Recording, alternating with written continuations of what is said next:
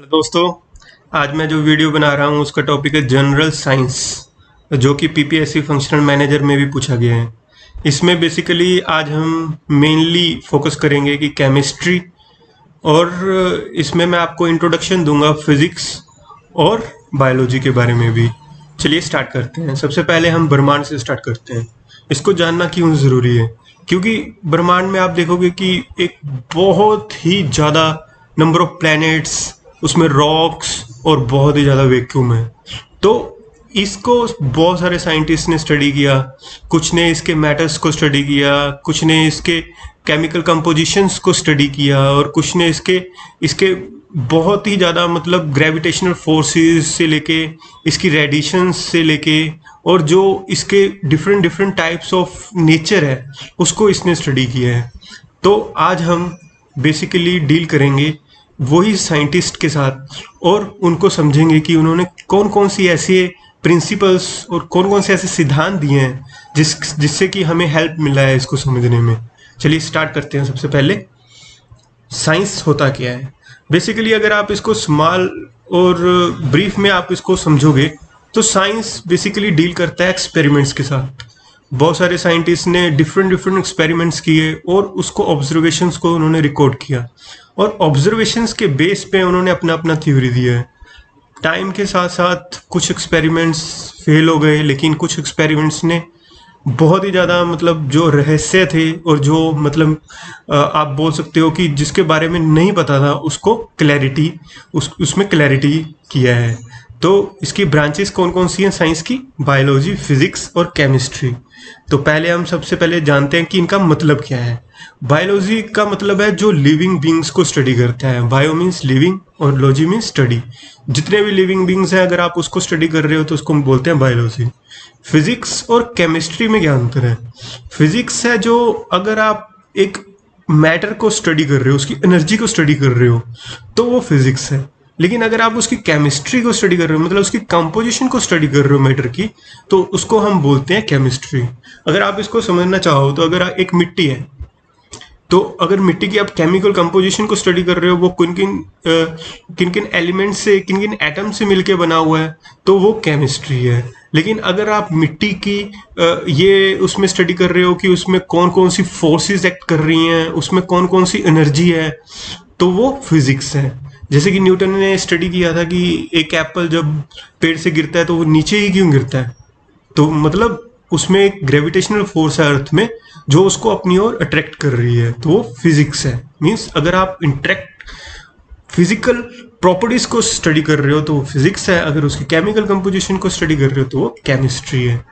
चलिए स्टार्ट करते हैं। Science, biology, physics, chemistry. और बायोलॉजी के दो पार्ट्स हैं, बॉटनी और जूलॉजी। दोनों में अंतर क्या है?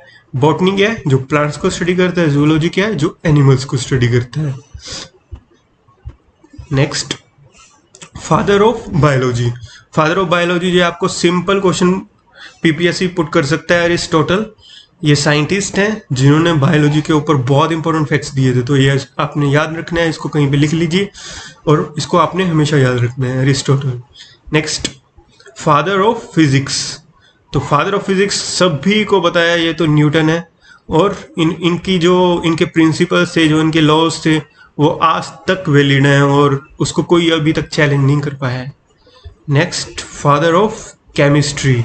तो आज जो हम बेसिकली डिस्कस कर रहे हैं, जो मेनली हम डिस्कस करेंगे, तो उसके बेसिक प्रिंसिपल्स जो जिसने दिए थे उनका नाम है एंटोनी लैवोजियर। तो ये आपने याद रखना है इनको।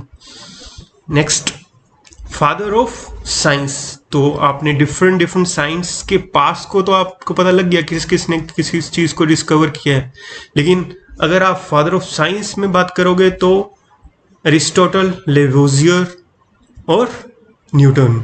इन तीनों को तो आप याद रख ही रहे हो, लेकिन आपको एक चीज़ याद रखनी है कि अरिस्टोटल थे जो, वो बायोलॉजी और जूलॉजी के, बायोलॉजी में दो हैं, बॉटनी और जूलॉजी।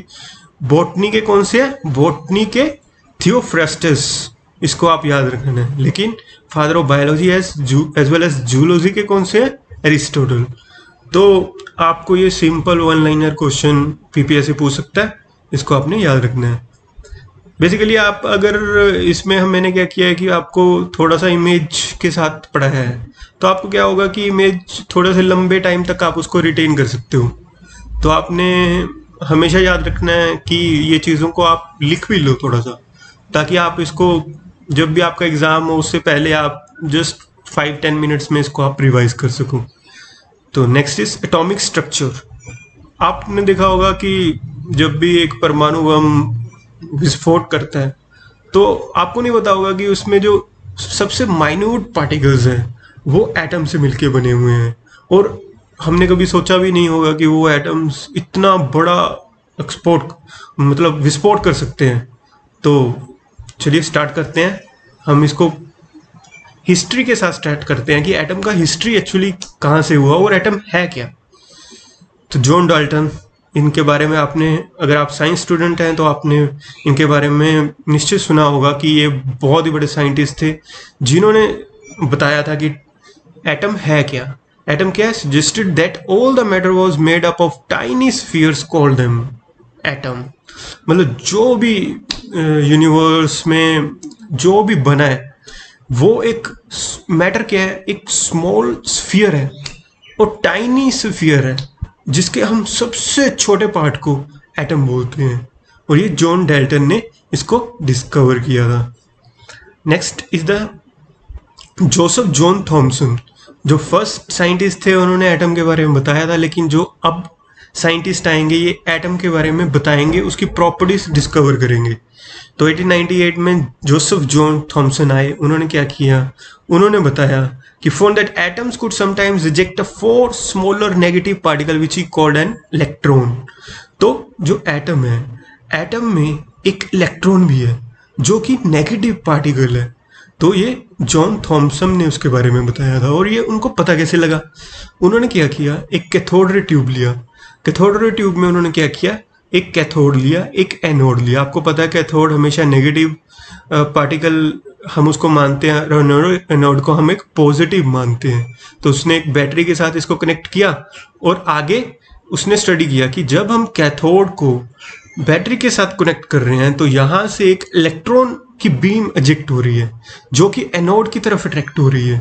तो उसको पता लगा कि यार कुछ ना कुछ तो मूवमेंट है, और जो मूवमेंट है वो किसके कारण है? वो इलेक्ट्रॉन्स के कारण है। कुछ तो एनोड में जाके स्टिक कर गए, क्योंकि एनोड क्या पॉजिटिव और कैथोड क्या negative, electrons negative charge eject हुए, यहाँ पे आके एनोड पे जाके स्टिक हो गए, लेकिन कुछ इसके बीच में से पास हो गए, और जो कि आगे फ्लोरोसेंट स्क्रीन के ऊपर जिसने जाके स्ट्राइक किए और कुछ एनर्जी प्रोड्यूस की, जिस एनर्जी के कारण वहां पे एक लाइट प्रोड्यूस हुई। तो उसको मतलब पता लगा कि यार इलेक्ट्रॉन्स नाम की कोई चीज है जो कि एटम्स के अंदर लाई करती है। तो ये किसने डिस्कवरी किया था? ये किया था जे थॉमसन ने। नेक्स्ट, थॉमसन ने एक ना प्लम पुडिंग मॉडल सजेस्ट किया एटम का। उसने बोला कि यार जो एटम है ना, एटम के अराउंड क्या है, एक पॉजिटिव स्फीयर है, ठीक है, और उसके अंदर नेगेटिव पार्टिकल्स हैं। तो ये एक प्लम पुडिंग मॉडल है जो कि थॉमसन ने सजेस्ट किया था एटम के बारे में। बाद में जाके साइंटिस्ट ने इसको चैलेंज किया और इसमें थोड़ा सा रेक्टिफिकेशन किया था, वो हम लेटर ऑन इस वीडियो में स्टडी करेंगे। Next, history of the atom. तो इवन गोल्डस्टीन कौन थे? इवन गोल्डस्टीन का बहुत ही बड़ा कंट्रीब्यूशन था प्रोटॉन्स को स्टडी करने के लिए। थॉमसन ने इलेक्ट्रॉन्स को स्टडी किया था, डाल्टन ने एटम को स्टडी किया था, प्रोटॉन डिस्कवर किया गोल्डस्टीन ने। उन्होंने बताया कि यार एक प्रोटॉन है जो कि सब एटॉमिक पार्टिकल है और जिसका मास 840 टाइम्स है इलेक्ट्रॉन से। तो इसको आपको याद रखना है। तो ये उसको कैसे पता लगा? इसने क्या किया, जो कैथोड ट्यूब थी ना, इसी के अंदर ही इसने इलेक्ट्रॉन्स बीम को जब उसको इमिट कर रहा था एटम इलेक्ट्रॉन्स बीम को, तो उसने देखा कि यार कुछ बीम है जो कि वहां से स्ट्राइक करके ऑपोजिट डायरेक्शन में आ रही हैं। तो उसको पता लगा कि एटम के बीच में कुछ ना कुछ ऐसा है जो उसको बिल्कुल ही ऑपोजिट डायरेक्शन में उसको वापस भेज रहा है। तो उसको उसने नाम दिया प्रोटॉन। तो next is James Chadwick. James Chadwick कौन थे? उन्होंने जो न्यूट्रॉन को डिस्कवर किया था।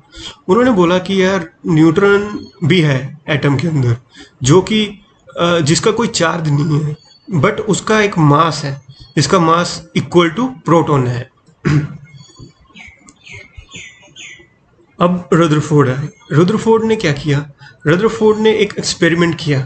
एक्सपेरिमेंट में उन्होंने क्या फाइंड आउट किया?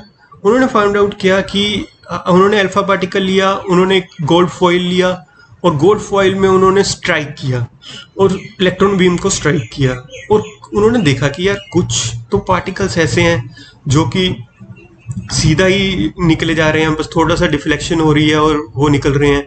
कुछ बिल्कुल वापस उसके वो कर रहे हैं, उससे स्ट्राइक करके, एटम से स्ट्राइक करके बिल्कुल ऑपोजिट डायरेक्शन में जा रहे हैं। कुछ एंगल पे रिफ्लेक्ट कर रहे हैं, कुछ अलग एंगल पे रिफ्लेक्ट कर रहे हैं। तो उससे रदरफोर्ड ने डिस्कवर किया कि atoms positive charge is concentrated in the nucleus, कि जो पॉजिटिव चार्ज है वो न्यूक्लियस में कंसंट्रेट रहता है। Protons has opposite charge of electron, क्योंकि आप देखोगे जब इलेक्ट्रॉन्स इसे स्ट्राइक कर रहा है तो कुछ इसको अट्रैक्ट कर रहा है, कुछ इसको रिफ्लेक्ट कर रहा है, तो उसको पता लगा कि proton has opposite charge of electron. Next, mass of proton is 840 times of mass of electron. तो ये रदरफोर्ड का एक्सपेरिमेंट था, इसको आपने याद रखना है। तो उसने, रदरफोर्ड ने एक एटम को सजेस्ट किया। पहले जो बोला गया था कि पॉजिटिव चार्ज स्फीयर एक पॉजिटिव चार्ज है, तो रदरफोर्ड ने बोला कि यार स्फीयर पॉजिटिव चार्ज नहीं है, जो पॉजिटिव चार्ज है वो सिर्फ न्यूक्लियस, न्यूक्लियस किसको बोलते हैं? दिस टाइनी पार्टिकल को न्यूक्लियस बोलते हैं, और ये सारे को क्या बोलते हैं? एटम। तो जो पॉजिटिव चार्ज है वो सिर्फ इस न्यूक्लियस के अंदर ही कंसंट्रेट है, और इसके साथ और कौन सा है? न्यूट्रॉन्स हैं। और इलेक्ट्रॉन्स कहाँ पे हैं? इलेक्ट्रॉन्स आउटसाइड हैं। तो इसने वाटरमेलन मॉडल सजेस्ट किया था, जिसमें कि खरबूजे में आप देखोगे कि ना बीज बीज होते हैं, जो वैसी जो वो बीज हैं वो इलेक्ट्रॉन्स हैं, जो उसने रदरफोर्ड ने सजेस्ट किया था। एटॉमिक रेडियाई देखोगे आप तो बहुत ही ज़्यादा स्मॉल होता है, और न्यूक्लियर रेडियो तो उससे भी ज़्यादा स्मॉल होगा। इसको आप सिंपल भाषा में अगर समझना चाहोगे तो अगर आप एक रूम 10x10 का रूम लो मान लो, तो उसमें आप बैठे हो, तो अगर आप बोलोगे कि वो रूम है, वो एटम है, और उसमें जो आपका मोबाइल फ़ोन जो एक स्मॉल नीडल है वो प्रोटॉन, जो वो न्यूक्लियस है।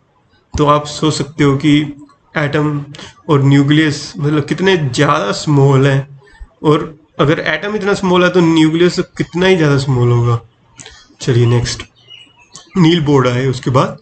ये क्या थे? ये रदरफोर्ड की यूनिवर्सिटी में ही उनके अंडर काम करते थे। तो उन्होंने क्या किया? उन्होंने थोड़ा सा रदरफोर्ड की स्टडी को रेक्टिफाई किया। रेक्टिफाई भी नहीं किया तो उसको रिफाइन किया, प्रॉपर वर्ड रिफाइन होगा।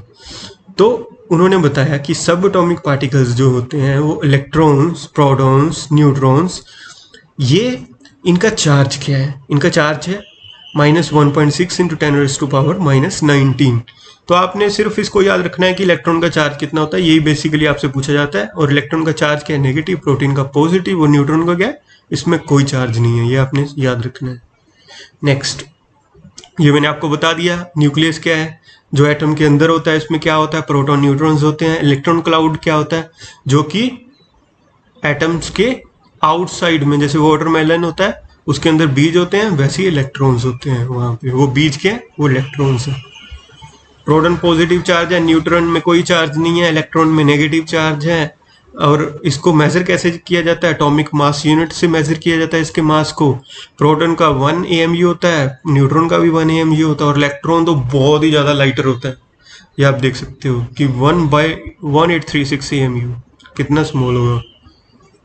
ये प्रोटॉन है, और इसके आजू बाजू कौन घूम रहा है? इलेक्ट्रॉन। और प्रोटॉन किसके अंदर है? न्यूक्लियस के अंदर। हीलियम एटम, हीलियम एटम में अगर आप देखोगे कि ये 2 इलेक्ट्रॉन्स हैं, 2 पॉजिटिव चार्ज हैं, ये 2 पॉजिटिव चार्ज क्या है? प्रोटॉन। और Nn क्या है? न्यूट्रॉन। तो ये क्या है? न्यूक्लियस। और ये क्या है? इसका आउटर स्फीयर, जिसमें इलेक्ट्रॉन्स रिवॉल्व करते हैं। Protons, neutrons, electrons. और ये जो एक चीज आपने याद रखनी है कि जो इलेक्ट्रॉन्स रिवॉल्व करते हैं ये शेल के अंदर रिवॉल्व करते हैं। शेल का मतलब क्या हो गया? शेल का मतलब आप लगा सकते हो कि जैसे आप मान लो कि सन है, सन के आजू बाजू अर्थ रिवॉल्व करती है, तो आप देखोगे कि डिफरेंट प्लैनेट्स हैं जो डिफरेंट डिफरेंट शेल में रोटेट करते हैं। मतलब उनका जो सन के अराउंड रेवोल्यूशन है वो डिफरेंट डिफरेंट है। जैसे अर्थ का डिफरेंट है, उसके बाद आप सैचुरन का लगा लो वो डिफरेंट है, जुपिटर का लगा लो वो डिफरेंट है। तो ऐसे इलेक्ट्रॉन्स भी इसके आजू बाजू रोटेट करते हैं और डिफरेंट डिफरेंट शेल्स में रोटेट करते हैं। एटम, प्रोटॉन, न्यूट्रॉन, इलेक्ट्रॉन, ये आपको समझ आ गया होगा। इलेक्ट्रॉन शेल मैंने आपको बताया। देखिए ये न्यूक्लियस, न्यूक्लियस के अंदर दो शेल आपको दिखाए गए हैं। अब यहाँ पर इसको अटेम्प्ट करो। प्रोटॉन क्या क्या positive charge, electron no charge, electron negative charge, ये आपको पता लग गया। एटॉमिक स्ट्रक्चर, एटॉमिक स्ट्रक्चर मैंने आपको एक्सप्लेन किया है। न्यूक्लियस और फर्स्ट शेल, सेकेंड शेल और थर्ड शेल क्या होता है, जो मैंने आपको बताया कि फर्स्ट शेल उसमें सिर्फ 2 इलेक्ट्रॉन्स हो सकते हैं मैक्सिमम, सेकेंड शेल में 8 इलेक्ट्रॉन्स हो सकते हैं और थर्ड शेल में भी 8 इलेक्ट्रॉन्स हो सकते हैं। बेसिकली ये लेवल्स हैं जो न्यूक्लियस के अराउंड होते हैं, मतलब सर्कल। न्यूक्लियस के अराउंड फर्स्ट सर्कल को बोलते हैं फर्स्ट शेल, उसमें 2 इलेक्ट्रॉन्स हो सकते हैं। सेकेंड सर्कल को बोलते हैं 8 इलेक्ट्रॉन्स, उसमें 8 मैक्सिमम इलेक्ट्रॉन हो सकते हैं। और थर्ड शेल में, थर्ड सर्कल में 8 इलेक्ट्रॉन्स हो सकते हैं। जैसे कि आप देखोगे इसमें ये न्यूक्लियस है और न्यूक्लियस के अराउंड 2 इलेक्ट्रॉन्स हैं, ठीक है, ये फर्स्ट शेल है। और ये सेकंड शेल है, इसमें कितने इलेक्ट्रॉन्स हैं, 1 2 3 4 5 6 7 एंड 8। तो इसमें 8 मैक्सिमम इलेक्ट्रॉन हो सकते हैं। इसको हम बोलते हैं एस ऑर्बिटल और इसको हम बोलते हैं पी ऑर्बिटल। ये बेसिकली डिनोशन है इसका भी, इसको कैसे डिनोट किया जाता है। नेक्स्ट, अब इसको रिप्रेजेंट करने के 2 मेथड हैं।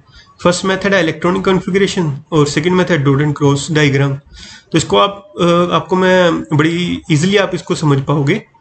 अगर आप देखो, अगर नाइट्रोजन का एटॉमिक नंबर क्या होता है, 7, और इसको आप कैसे रिप्रेजेंट करोगे, फर्स्ट शेल में मैक्सिमम 2 हो सकते हैं, सेकंड शेल में मैक्सिमम कितने हो सकते हैं, 8, लेकिन हमारे टोटली 7 है, तो सेकंड में कितना आ गया, 5। तो 2 + 5 = 7 एटॉमिक नंबर हो गया। और 7, और यहाँ पे इसका मास नंबर लिखा जाता है, ठीक है। Atomic number 7, mass number 14। इसको मैं एक्सप्लेन करूंगा ये कैसे आया है, ठीक है। तो 2 in first shell, 5 in second shell. अब इसको इलेक्ट्रॉनिक कॉन्फ़िगरेशन इसका कैसे लिखा जाता है, इलेक्ट्रॉनिक कॉन्फ़िगरेशन इसका इस फॉर्म में लिखा जाता है, जैसे कि 2 5। तो ये इसका इलेक्ट्रॉनिक कॉन्फ़िगरेशन हो गया, ठीक है।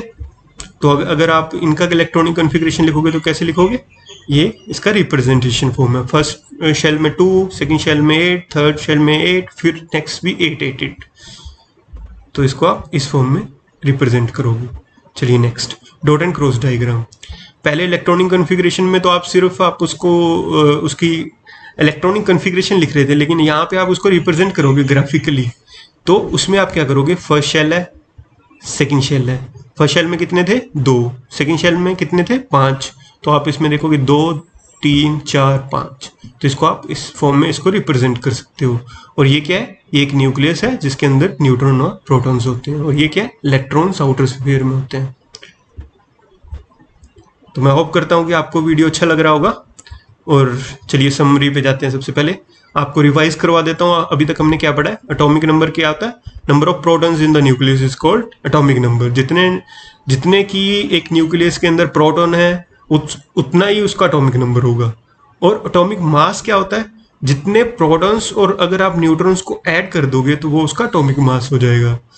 और नंबर ऑफ प्रोटॉन्स हमेशा इक्वल होते हैं नंबर ऑफ इलेक्ट्रॉन्स से। और electron orbit the nucleus in shells, जो एक सर्कल है, इलेक्ट्रॉन्स हमेशा उसी में लाई करते हैं। और each shell can only carry a set number of electrons. First shell में 2, सेकंड शेल में 8, थर्ड शेल में भी 8।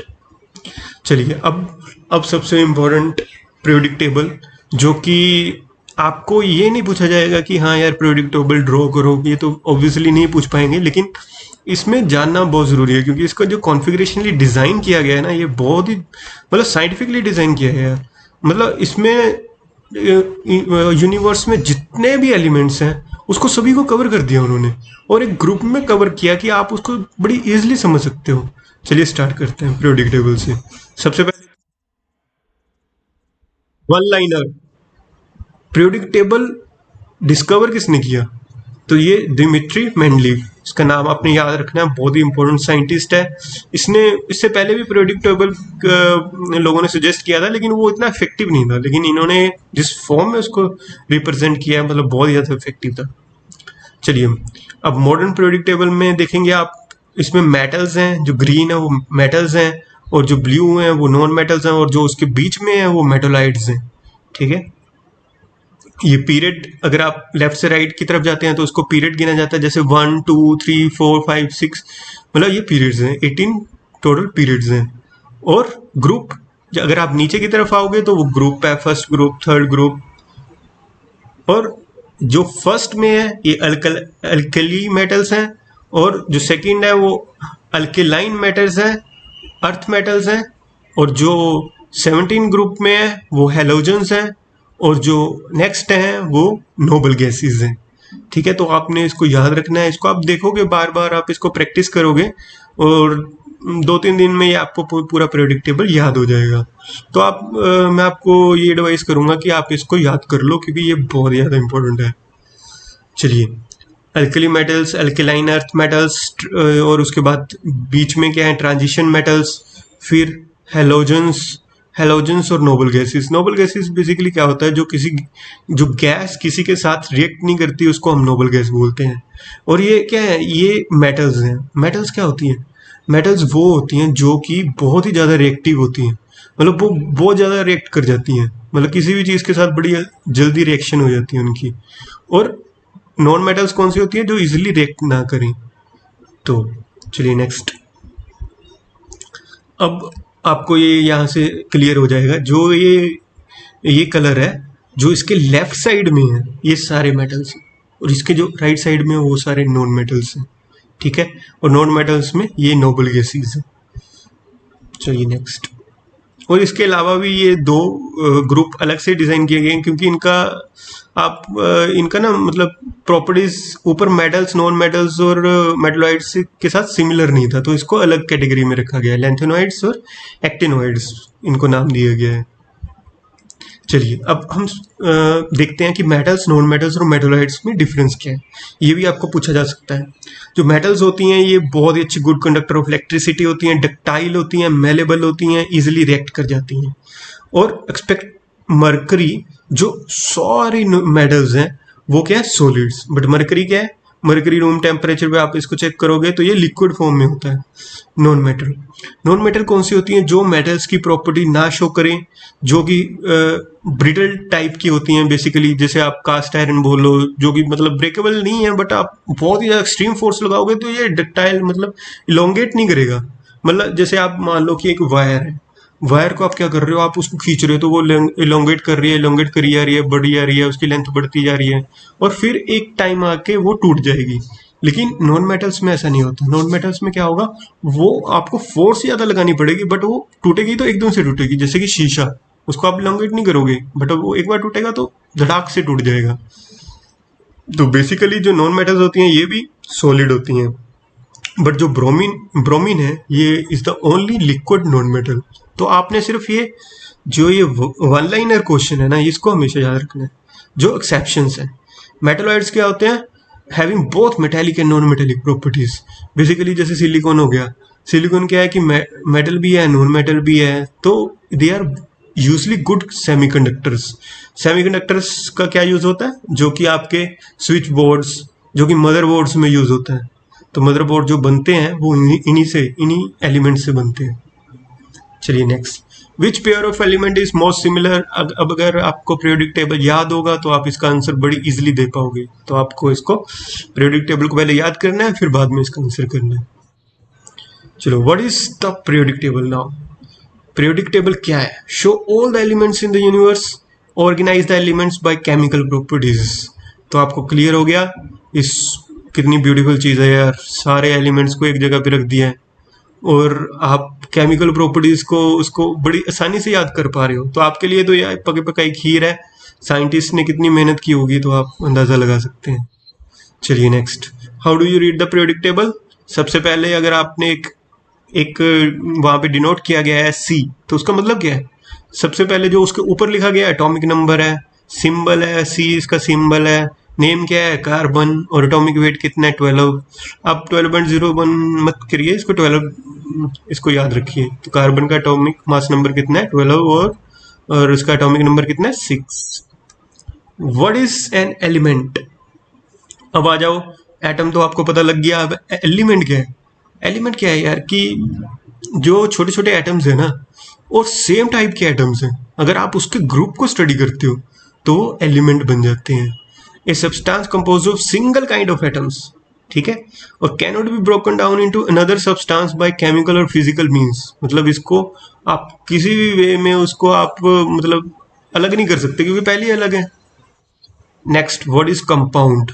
जो मैं आपको पढ़ा रहा हूँ ना, ये मतलब बहुत आसानी से आपको समझ में आ जाएगा अगर आप किसी बुक को सीधा समझना चाहोगे और आप अगर साइंस स्टूडेंट्स नहीं हैं तो आपको मतलब बहुत मुश्किल से समझ आएगा यार। तो मैं आपको रिक्वेस्ट करता हूँ कि आप वीडियो कंप्लीट देखो। चलिए, what is a compound? A substance which two or more different elements are chemically bonded together. अब एलिमेंट में क्या था? सेम एटम से, और कंपाउंड में क्या है? डिफरेंट एटम्स हैं और इनका बॉन्डिंग है। बॉन्डिंग का मतलब क्या होता है कि ये दोनों एक बॉन्ड के द्वारा, मतलब एटम्स भी क्या करते हैं ना यार, आपस में बातें करते हैं, आपस में रिएक्शंस करते हैं। तो वो बोलते हैं कि यार मुझे भी तेरी ज़रूरत है, तुझे भी मेरी ज़रूरत है, चलो एक बॉन्ड बना लेते हैं आपस में। जैसे कि दो फ्रेंड्स हैं, आपस में क्या बोलते हैं कि यार हाँ चल यार मुझे भी तेरी ज़रूरत है, तू भी मेरी ज़रूरत है, ठीक है, मैं तेरे लिए कुछ हेल्प कर दूंगा, तू मेरे लिए कुछ हेल्प कर देना, एक टॉपिक मैं पढ़ा देता हूँ, एक टॉपिक तू पढ़ा देना, चल हम दूसरे की हेल्प करते हैं और एग्जाम क्लियर करते हैं। तो ऐसे ही कंपाउंड करते हैं। What is a mixture? अब मिक्सचर क्या है? मिक्सचर एक मतलब कॉलेज स्टूडेंट्स हैं डिफरेंट डिफरेंट क्लास के, जो कि मतलब कॉलेज में इकट्ठे हैं बट आपस में बॉन्ड नहीं बना रहे, एक दूसरे को नहीं जानते हैं बट कॉलेज में साथ में हैं। तो मिक्सचर क्या हो गया? डिफरेंट डिफरेंट एटम्स हो गए, अलग अलग टाइप के, बट आपस में बॉन्डिंग नहीं है उनकी। नेक्स्ट इज एलिमेंट, कंपाउंड और मिक्सचर। तो आपने बताना है क्या है ये। तो ये कॉलेज है जिसमें कि किसी के साथ कोई बॉन्डिंग नहीं है दूसरी दूसरी क्लासों के साथ और डिफरेंट डिफरेंट एटम्स हैं, तो ये क्या हो गया? मिक्सचर। नेक्स्ट बताओ क्या है? बॉन्डिंग है, डिफरेंट एटम्स हैं, तो क्या हो गया? ये कंपाउंड। अब नेक्स्ट बताओ क्या है? ये फिर कंपाउंड है। नेक्स्ट बताओ क्या है? ये एलिमेंट है, सेम एटम्स हैं, सेम टाइप के, एक माँ के डिफरेंट डिफरेंट बेटे हैं और इसको आप अलग अलग नहीं कर सकते, ये एलिमेंट है। चलिए नेक्स्ट, ये क्या है? कंपाउंड है। चलिए आपको मतलब इससे आपको एलिमेंट, कंपाउंड, मिक्सचर पूरी तरह से क्लियर हो गया, एटम्स क्लियर हो गया, प्रोटॉन, न्यूट्रॉन, इलेक्ट्रॉन क्लियर हो गया, डिफरेंट साइंटिस्ट क्लियर हो गए, उनके नाम क्लियर हो गए हैं, और आपको शेल पता लग गया है, एटम का स्ट्रक्चर पता लग गया है, आपको बहुत सारी चीज़ें नहीं पता लगी हैं आज। चलिए नेक्स्ट स्टार्ट करते हैं आइसोटॉप्स के साथ। आइसोटॉप्स क्या होता है यार? आइसोटॉप ना मतलब इसको आप अगर देखोगे तो आप समझोगे कि यार मतलब डिफरेंट जो एटम्स है ना, जो डिफरेंट एलिमेंट्स हैं, ये क्या है कि यार मतलब है तो सिमिलर सिमिलर, एटॉमिक नंबर भी सेम है, बट इनका मास नंबर डिफरेंट है, ऐसा भी है यार। मतलब एक माँ के दो बेटे सब कुछ सेम है, देखने में भी सेम है, बट उनका वेट अलग है। तो आइसोटोप का मतलब वही हो गया कि एटॉमिक नंबर सेम है बट उनका मास नंबर चेंज है, और मास नंबर चेंज होने का कारण भी मैं आपको बताऊंगा कि क्यों चेंज है। चलिए, अगर आपको क्वेश्चन आता है पीपीएससी में, बताओ कि कार्बन का एटॉमिक नंबर 6 है, मास नंबर 14 है, तो उसमें कितने प्रोटॉन है, न्यूट्रॉन है, इलेक्ट्रॉन है, तो आप बता पाओगे? बिल्कुल बता पाओगे। कैसे बता पाओगे? चलिए समझते हैं। सबसे पहले तो जो नीचे लिखा है उतने नंबर ऑफ प्रोटॉन्स हैं, इसको आपने बस सीधा टिक कर देना है अगर 6 दिखे आपको। और नेक्स्ट आपने न्यूट्रॉन कैसे निकालने हैं? आप मास नंबर जो कि 14 है उसमें से अगर प्रोटॉन को सब्ट्रैक्ट कर दोगे तो क्या आ जाएगा? न्यूट्रॉन्स आ जाएगा। तो 14 माइनस 6 क्या है? 8 न्यूट्रॉन्स। और 6 जितने नंबर ऑफ प्रोटॉन उतने नंबर ऑफ इलेक्ट्रॉन्स, तो 6 इलेक्ट्रॉन्स है। इसमें आप कैलकुलेट करिए आंसर, मैं आपको पहले ही बता देता हूँ, आप बाद में कैलकुलेट करिएगा। 6 प्रोटॉन्स, 5 न्यूट्रॉन्स, 6 इलेक्ट्रॉन्स। अब आइसोटॉप्स क्या है? जिनका एटॉमिक नंबर सेम है, मास नंबर डिफरेंट है। और हाइड्रोजन की हम बात कर रहे हैं, तो हाइड्रोजन में देखोगे पहले, इसमें आप क्या देख रहे हो? इसमें आप एक चीज आप समझ पा रहे हो कि प्रोटॉन सेम है, जो रेड है वो प्रोटॉन प्रोटॉन सेम है, और यहाँ पे क्या है कि एक मास नंबर क्या है? एक, तो प्रोटॉन एक है तो कोई न्यूट्रॉन नहीं है। अब इसमें क्या है कि दो प्रोटॉन सेम है तीनों में, लेकिन न्यूट्रॉन वेरी कर रहे हैं। अब न्यूट्रॉन एक बढ़ गया तो कितना हो गया? Mass number 2। न्यूट्रॉन एक और बढ़ गया तो मास नंबर कितना हो गया? 3। तो यही मैं आपको बताना चाह रहा था कि मास नंबर किस पे डिपेंड करता है? नंबर ऑफ न्यूट्रॉन्स पे। और न्यूट्रॉन्स होने से क्या हो जाएगा कि आपका न्यूक्लियस में स्ट्रेंथ आ जाएगी यार। न्यूक्लियस में ज़्यादा स्ट्रेंथ हो जाता है। मतलब आप इसको समझ सकते हो कि एक माँ के 3 बेटे हैं, लेकिन एक में थोड़ी सी ज़्यादा मतलब वेट है जिसका, और उसमें वेट क्यों आया? क्योंकि उसने खाया पिया अच्छा है। तो खाया पिया अच्छा है तो उसकी बॉडी को लगा है, तो वही उसका न्यूट्रॉन है। चलिए नेक्स्ट, आइसोटॉप्स। अब 6 न्यूट्रॉन्स, 7 न्यूट्रॉन्स, ये आप इसको इजिली आप डायग्राम के साथ इसको समझोगे तो आपको याद रहेगी ये चीज़ें। चलिए, a molecule is an aggregate of 2 or more atoms in a definite arrangement held together by chemical bonds. ऐसे इंग्लिश पढ़ने से तो समझ में कम आता है, तो मैं आपको आसान भाषा में इसको समझाता हूँ। मोलिक्यूल क्या है यार? मोलिक्यूल क्या है कि आपने देखा था, पीछे पढ़ा था एलिमेंट, कंपाउंड, मिक्सचर। अब उसको यूज करो, अब यूज करो कि 2 एलिमेंट है अलग अलग, और वो आप में बॉन्डिंग कर रहे हैं आपस में। तो वो बॉन्डिंग करके क्या करते हैं? अगर 2 से ज्यादा एटम सेम मदर के या डिफरेंट मदर के आपस में बॉन्डिंग कर लें, ठीक है, तो जो वो एलिमेंट और जो वो टाइप ऑफ मतलब नया स्ट्रक्चर बनाते हैं उसको हम मोलिक्यूल बोलते हैं। तो अगर देखोगे 2 या 3 या 4, H2 क्या है? हाइड्रोजन। H2O क्या है? आपको याद रखना, वाटर। फिर आगे क्या है? Ammonia gas. और फिर क्या है आपका? CH4 methane. चलिए, diatomic molecule contains only 2 atoms. अगर कहीं पे 2 एटम्स हैं, 2 एटम आपस में कंबाइन कर रहे हैं, हाइड्रोजन हाइड्रोजन कंबाइन करके H2 बना रहा है, नाइट्रोजन नाइट्रोजन कंबाइन करके N2 बना रहा है, ऑक्सीजन ऑक्सीजन कंबाइन करके O2 बना रहा है, तो वो डायटोमिक है। और अगर 2 से ज़्यादा है तो उसको आप पॉलीएटॉमिक बोलोगे। बिल्कुल सिंपल बात है। चलिए नेक्स्ट, अब आपको मैंने एटम्स तो बता दिया, अब हम बताएंगे आपको आयंस क्या होते हैं। अब बोलो यार कि आपने क्या किया कि एक एटम है, एक स्टूडेंट है, वो क्या बोलता है कि यार मुझे ना किसी के साथ बॉन्ड बनाना है। तो मैं क्या करूँगा? मैं उसको कुछ चीज़ें दूंगा और उसके बदले में उससे कुछ चीज़ ले लूँगा, है ना। तो एक फ्रेंड क्या बोलता है कि यार तू ऐसा कर, तू मुझसे केमिस्ट्री के नोट्स ले ले। तो उसने केमिस्ट्री के नोट्स दूसरे बंदे को दे दिए। अब दूसरे बंदे ने वो नोट्स ले लिए उससे, तो दोनों के बीच में एक बॉन्ड बन गया, फ्रेंडशिप का बॉन्ड। अब जब वो बॉन्ड बन जाता है, ठीक है, तो वो एक बॉन्ड रहता है। लेकिन अब बाद में क्या हुआ कि वो दोनों ने बॉन्ड नहीं बनाया, लेकिन क्या हुआ कि उसको अपना एटम दे दिया, उसको अपना इलेक्ट्रॉन दे दिया, उसने अपने नोट्स दे दिए उसने, और वो एक सेपरेट मतलब जो उनकी बॉन्डिंग है वो थोड़ी सी डिस्टेंस आ गया उसमें, तब वो आयंस बन जाते हैं। मतलब जो बंदा देता है और जो ले रहा है, उनके बीच में जो रिएक्शंस होती हैं, और रिएक्शन होने के बाद जिससे इलेक्ट्रॉन जा रहा है और जो इलेक्ट्रॉन एक्सेप्ट कर रहा है, उनके अंदर एक आयंस बन जाते हैं। तो आयंस क्या है? ये एक पॉजिटिव भी हो सकते हैं, नेगेटिव भी हो सकते हैं। जो बंदा दे रहा है वो पॉजिटिव है और जो ले रहा है वो नेगेटिव है। तो बिल्कुल सिंपल बात है यार। कैटायंस क्या हो गए? Cation with the positive charge हो गया, और नाइन्स क्या हो गए? विद द नेगेटिव चार्ज हो गया। अच्छा, तो जो दे रहा है वो कैटायन है और जो ले रहा है वो नायन है। चलिए अब इसको हम अच्छे से समझेंगे। तो cation with the positive charge, anion with the negative charge. इसको अगर आप इसका प्रैक्टिकली यूज समझना चाहो भी, आयंस कहाँ पे यूज होते हैं, तो आपको दोस्तों पता होगा कि कोई भी चीज़, अगर आपकी इलेक्ट्रिसिटी, आपके घर पे इलेक्ट्रिसिटी आ रही है, तो इलेक्ट्रिसिटी आ कैसे रही है? वायर्स में आ रही है, ठीक है, और ट्रांसफार्मर के थ्रू आपके घर पे पहुंच रही है। तो आपको पता होगा कि यार इलेक्ट्रॉन्स को ना ट्रैवल करने के लिए एक मीडियम की ज़रूरत होती है। तो वो मीडियम क्या है? वो आयनाइजेशन मीडियम है। मतलब जहाँ पे इलेक्ट्रॉन्स को ट्रैवल करने के लिए कहीं मीडियम की ज़रूरत हो, जो वो मीडियम क्रिएट होता है, उसी को हम आयनाइजेशन बोलते हैं। आयनाइजेशन मतलब रिएक्शन हो गया वहाँ पे जहाँ पे इलेक्ट्रॉन ट्रैवल कर सकता है, ठीक है। चलिए, a monatomic ion contains only 1 atom. अगर आप एक एटम है तो उसको हम मोनोटॉमिक आयन बोलेंगे। अगर 2 और 2 से ज़्यादा है तो हम उसको पॉलीटॉमिक आयन बोलेंगे। अब अगर आप इसको देखोगे तो Na पॉजिटिव का मतलब क्या है? इसने एक इलेक्ट्रॉन दे दिया, क्लोरीन ने एक इलेक्ट्रॉन ले लिया है, कैल्शियम 2 पॉजिटिव क्या है? 2 इलेक्ट्रॉन दे दिए, ऑक्सीजन 2 नेगेटिव क्या है? 2 इलेक्ट्रॉन ले लिए।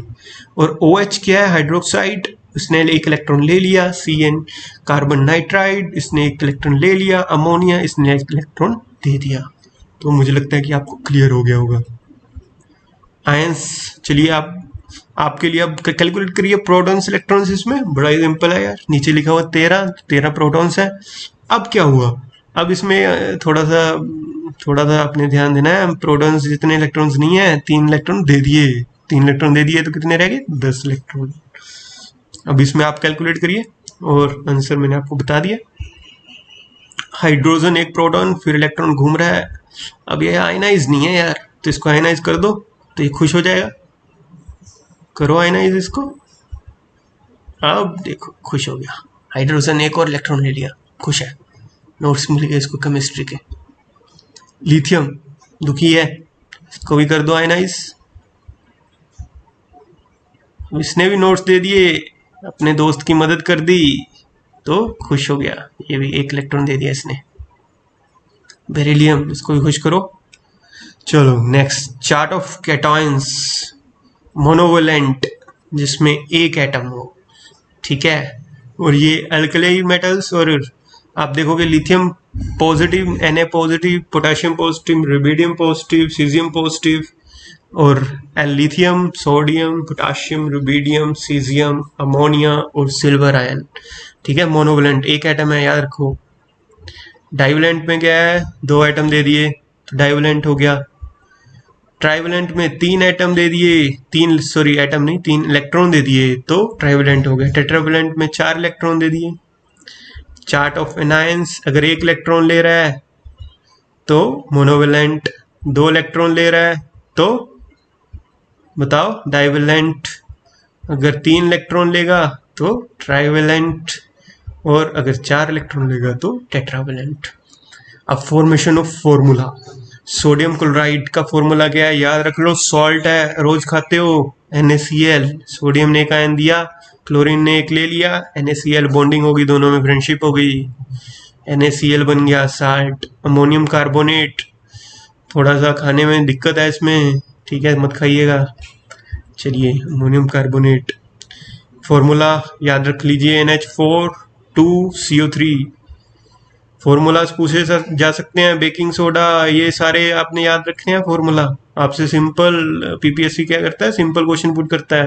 जैसे देखिए सिट्रिक एसिड का फॉर्मूला क्या है, अब्सॉर्बिक एसिड का फॉर्मूला क्या है, ascorbic acid, phosphoric, carbonic acid, सारे याद रखने हैं आपने। क्रैमिंग करनी पड़ेगी एक बार एग्जाम क्लियर करना है। चलिए अब next is acid basis salts, बहुत इंपॉर्टेंट है यार। आपके पेट में यार ज़्यादा खा लिया आज मैंने, एसिड बन गया है यार, तो एसिड को दूर करने के लिए क्या करेंगे आप, चूर्ण लेंगे। चूर्ण क्या है, बेस है जो कि आपके एसिड को न्यूट्रलाइज करता है। तो यहाँ पे होगी ना इसकी ज़रूरत केमिस्ट्री की, केमिकल रिएक्शंस। डॉक्टर आपको यही स्टडी करता है, किसमें एसिड है, कौन सी टेबलेट में एसिड है, किसमें सॉल्ट है, कब आपको एसिड की ज़रूरत है, कब आपको सॉल्ट की ज़रूरत है, और कब आपको बेस की ज़रूरत है। तो आपने याद रखनी है ये सारी चीज़ें, ठीक है। नेक्स्ट, एसिड क्या होते हैं। अगर ना यार आप किसी टैबलेट को या किसी भी चीज़ को, सब्सटेंस को पानी में घोलो, तो अगर वो हाइड्रोजन आयन एमिट करता है तो वो क्या है, एसिड है। और क्या होगा, इसका टेस्ट खट्टा होगा। संतरे को टेस्ट करो, डालो उसको उसमें, तो वो एसिड है, ठीक है। और देखो ये एग्जांपल्स है ना, ये एग्जांपल बहुत इंपॉर्टेंट है यार, इसको आपने याद रखना है। इसका फॉर्मूला याद रखना है आपने। सल्फ्यूरिक एसिड का क्या है, H2SO4, कार्बोनिक एसिड का क्या है, H2SO3, nitric acid HNO3, phosphoric acid H2PO3, hydrochloric acid HCl, citric acid H6H8O7 और एसिटिक एसिड। याद रखो, अगर पानी में डालोगे तो हाइड्रोजन आयन एमिट करेगा एसिड है ये। देखो पानी में डालोगे, पानी में डाला तो एटम अलग हो गए और हाइड्रोजन आयन अलग हो गए। चलिए नेक्स्ट, बेस क्या होता है, OH। पानी में डालो, कहीं पे डालो तो OH आयन एमिट करेंगे यार, याद रखना है। कड़वे होते हैं, इसको ट्राई टेस्ट नहीं करना है। हाँ, अगर आपके एसिड बन रहा है तो आप इसको टेस्ट कर सकते हो न्यूट्रलाइज करने के लिए एसिड को। फॉर्मूला याद कर लो, सोडियम हाइड्रोक्साइड का, कैल्शियम हाइड्रोक्साइड का, मैग्नीशियम हाइड्रोक्साइड का। और मैग्नीशियम हाइड्रोक्साइड को बोलते हैं मिल्क ऑफ मैग्नीशिया, याद रखना है आपने। बेस क्या है, OH आयन एमिट किए इन्होंने। तो एसिड बेस न्यूट्रलाइजेशन रिएक्शन कैसे होता है। अब देखो, आप एसिड है, हाइड्रोजन आयन एमिट करेंगे, बेस क्या, OH आयन एमिट करेंगे, और जब ये दोनों आपस में कंबाइन करेंगे तो क्या होगा, एसिड है HCl, NaOH क्या है, बेस है, दोनों को रिएक्ट कर दो तो क्या होगा, H आयंस और OH आयंस आपस में रिएक्ट करेंगे तो क्या बन जाएगा, वाटर। तो एक तो वाटर एमिट कर गया, ठीक है, और एक NaCl आप उसमें कंबाइन कर गया, तो NaCl क्या बनाएगा, सॉल्ट। तो आपने हमेशा देखा होगा यार कि आप जब भी आपको एसिडिटी होती है तो आप चूरन लेते हो, तो आपको आपकी ना बॉडी के अंदर वाटर क्रिएट होता है, ठीक है, वो आपको नहीं पता। वो जब आप सू करने जाते हो तो आपको पता लगता होगा यार थोड़ा सा जला जला सा आ रहा है, तो वो इसी चीज़ के कारण होता है। चलिए पीएच पेपर क्या है, टेस्ट करने के लिए अभी कौन सा एसिड है कौन सा पेपर है। एक रेड लिटमस पेपर से टेस्ट कर सकते हैं, ब्लू लिटमस पेपर से टेस्ट कर सकते हैं। आपने बस इसमें याद क्या रखना है, आपने इसमें याद रखना है कि pH 7 है, उसके ऊपर है तो बेस है, नीचे है एसिडिक है, तो आपने ये चीज़ इसमें याद रखनी है। चलिए ठीक है, नेक्स्ट। तो ये मैंने आपको ऑलरेडी एक्सप्लेन कर दिया है, इसको आप देखिए। Na आयंस, क्लोरीन आयंस डब्बी में डालिए, सॉल्ट बनाइए और रोज खाइए। चलिए अब सारा कुछ हो गया ना कवर। अब आपको एसिड, सॉल्ट्स, बेसिस सब पता लग गया। अब आते हैं विटामिन, आपकी बॉडी के लिए बहुत ही ज़्यादा ज़रूरी हैं। पानी में भी यार विटामिन होते हैं, मिनरल्स होते हैं, ठीक है। आप जो भी चीज़ खाते हो हर चीज़ में विटामिन मिनरल्स होते हैं, बट उसको इतना मत गैस पे पकाओ कि उसके विटामिन और मिनरल्स खत्म हो जाए। होता रॉ में सभी में है।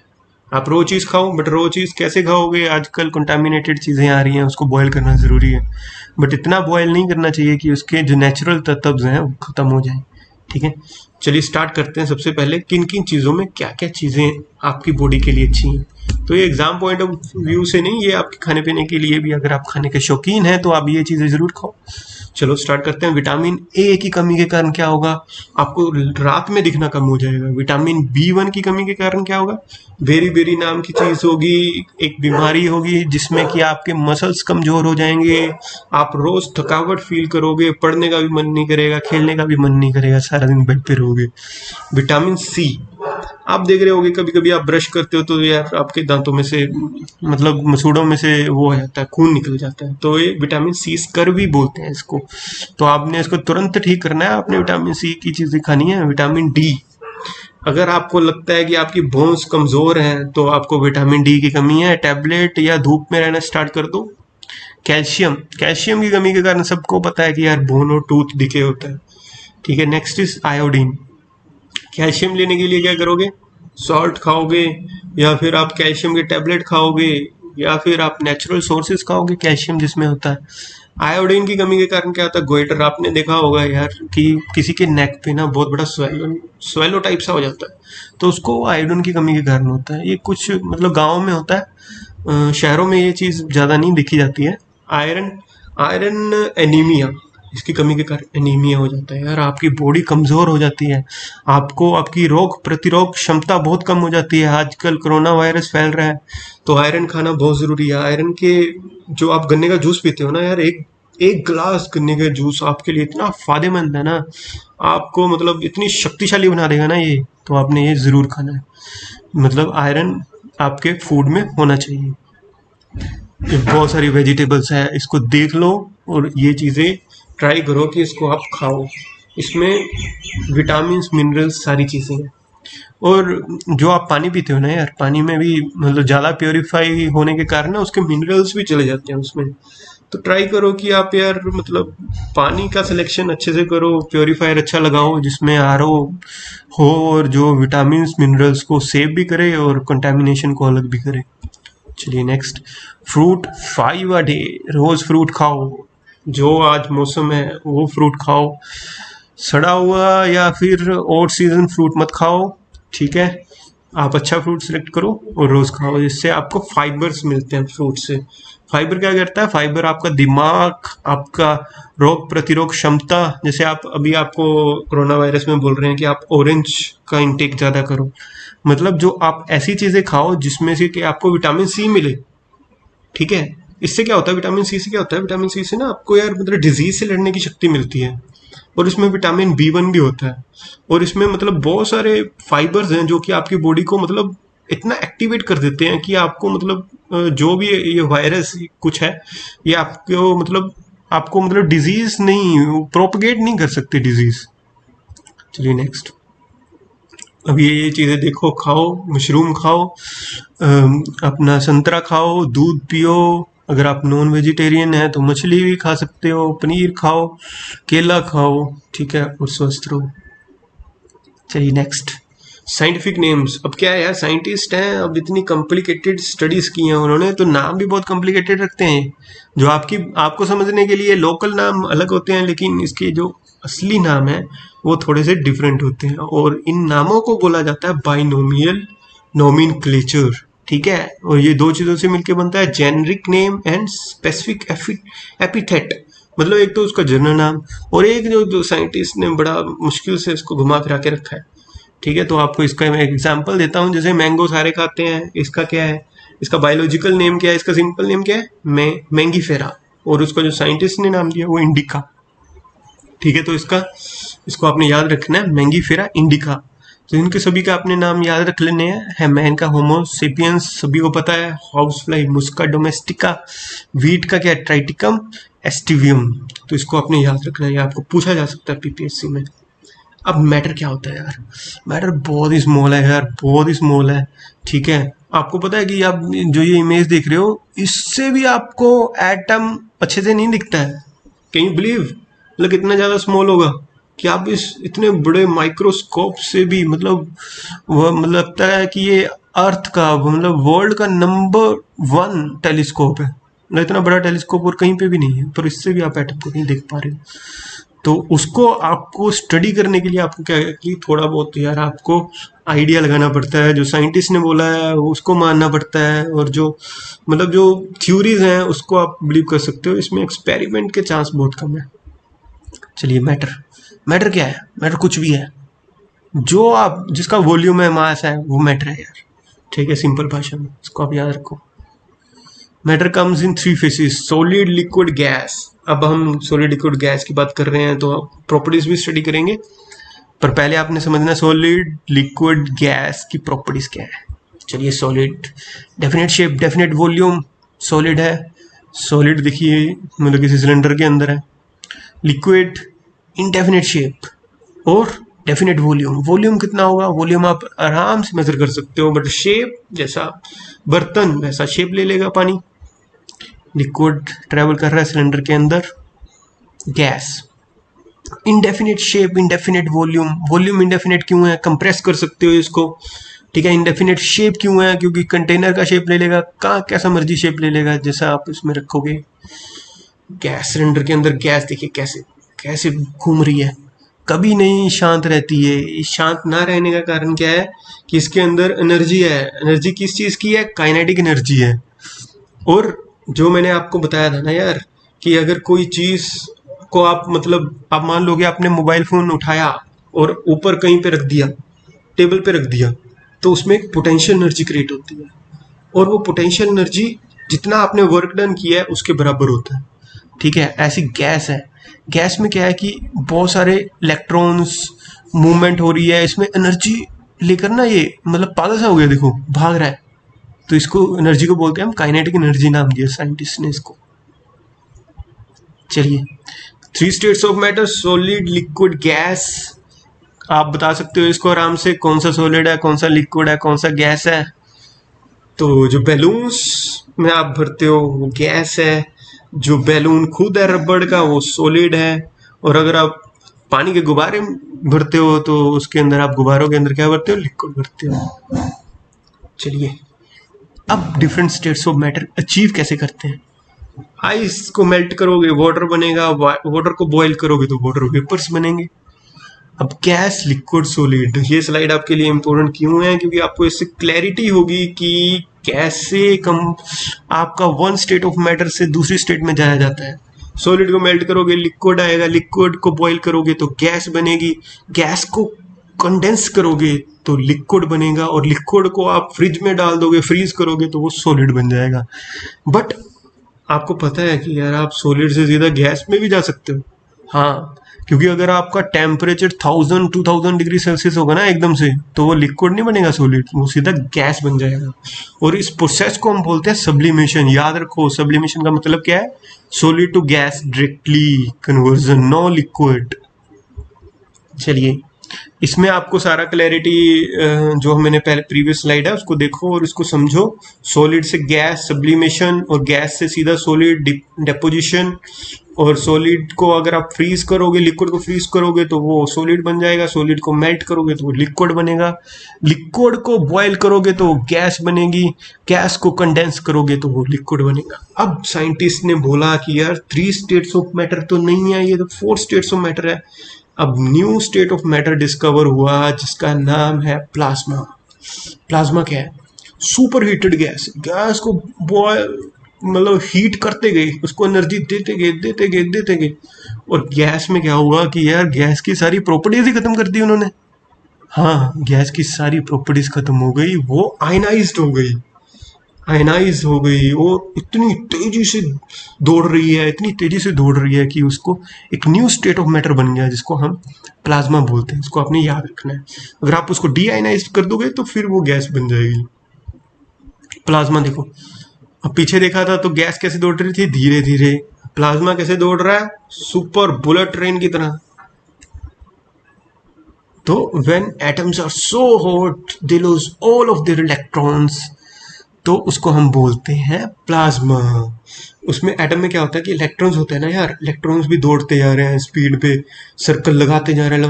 अब उसकी स्पीड इतनी ज़्यादा बढ़ा दोगे कि वो एटम के वश में नहीं रहेंगे, वो भाग जाएंगे अपना आउटर स्पेस में, इसको हम प्लाज्मा बोलेंगे। चलिए, अब आपने इसको कंपैरिजन करना है सॉलिड लिक्विड गैस एटम का। मेड ऑफ एटम्स, जी हाँ, सॉलिड लिक्विड गैस में एटम्स होते हैं, लेकिन प्लाज्मा में इलेक्ट्रॉन्स का कुछ नहीं है, सब उड़ गया है। ठीक है, नेक्स्ट क्या है? शेप अपनी कौन कौन से होल्ड कर सकते हैं? सिर्फ सॉलिड होल्ड कर सकता है, बाकी को आप जिसे कंटेनर में डालोगे इस तरह की शेप ले लेगा। Atoms move each other, solid में नहीं है यार, कोई मूवमेंट नहीं है सॉलिड में। लिक्विड में मूवमेंट है, गैस में मूवमेंट है, और प्लाज्मा में तो कुछ है ही नहीं है, तो कहाँ से मूवमेंट होगी? ठीक है, तो मैटर्स को ये आप टेबल याद रखिए। Matter, solid liquid gas, mixtures, variable composition, कोई आपस में बॉन्डिंग नहीं, प्योर सब्सटेंस, कांस्टेंट कंपोजिशन होता है। अगर आप उसको अलग अलग कर दोगे तो मिक्सचर बन जाएगा, अगर आप उसको यूनाइट कर दोगे तो वो प्योर सब्सटेंस बन जाएगा। मिक्सचर दो तरह के होते हैं, हेट्रोजीनियस और होमोजीनियस। हेट्रोजीनियस जो आपस में नहीं, मतलब जिसमें पता ही नहीं जिसमें पता लग जाता है कि यार अगर आप मान लो कि आप एक लिक्विड है, उसके अंदर आप कंकर डाल दोगे तो आप आसानी से बता सकोगे यार ये पानी है, ये कंकर है, तो वो हेट्रोजीनियस मिक्सचर हो गया। होमोजीनियस मिक्सचर कैसा हुआ? आप शिकंजमी बना रहे हो, ठीक है, आपने क्या, पानी में डाल दिया सॉल्ट, दोनों घुल गए, तो आप कैसे आइडेंटिफाई करोगे कि कौन सा क्या है? तो वो होमोजीनियस मिक्सचर होगा। सब्सटेंस कैसे होते हैं? एलिमेंट, कंपाउंड, या मैंने आपको पहले बता दिया है। चलिए नेक्स्ट, मजा आ रहा है ना? अब ये देखो कितना यार, मतलब कितनी मजेदार चीजें हैं। आपको ऐसा मतलब इतना आसानी से आपको सब कुछ मतलब समझ में आ रहा होगा कि आप भी बोल रहे होगे यार, मतलब यार कितना कुछ है, साइंटिस्ट ने ऐसे कैसे कर दिया है। तो आप भी, मैं उम्मीद करता हूँ कि आप इस वीडियो को देखोगे, थोड़ा दिमाग लगाओगे और चीज़ों को समझोगे पहले तो, और अपना एग्जाम में मतलब उसको अच्छे से सोल्व करोगे क्वेश्चंस को। चलिए नेक्स्ट इज, देखो आप, अब क्या है, एटम्स थे, मॉलिक्यूल बने, मॉलिक्यूल के बाद सेल बना। आपको पता है यार, आपका जो बॉडी में स्किन है ये छोटे छोटे सेल से मिलके बना है, और वो सेल क्या है, अगर आप उस सेल को कंबाइन करते रहोगे तो वो टिश्यूज बन जाएंगे। टिश्यू क्या होता है? बड़े रूप, सेल का बड़ा रूप। और अब टिश्यूज को कंबाइन कर दोगे तो आपका ऑर्गन्स बन जाए, लीवर, किडनी, आपका हार्ट। ये सारी चीजें किससे बनी है यार? छोटी छोटी चीजों से बनी है, एटम से बनी है। तो आपको पता लगा एटम कहाँ कहाँ यूज होता है। एटम से सेल बना, सेल से टिश्यू बना, टिश्यू से ऑर्गन बने, ऑर्गन से आपकी पूरी बॉडी बनी। और फिर ये लेडी देखो सुबह सुबह मॉर्निंग वॉक पे जा रही है, खुश है, पर इसको नहीं पता कि इसका शरीर किन किन चीज़ों से बना है, इसको संभाल के रखना है। ठीक है, तो इसको तो समझ में आ गया है। आप भी करा करिए थोड़ा बहुत। चलिए, मुझे उम्मीद है कि ये वीडियो आपके लिए बहुत ही ज़्यादा बेनिफिशियल रही होगी और आप इस वीडियो को पूरा एंजॉय करोगे। अगर आपको मेरा वीडियो अच्छा लगा हो तो इसको लाइक करो, सब्सक्राइब करो, और यार मतलब खुश रहो। चलो, धन्यवाद, थैंक यू।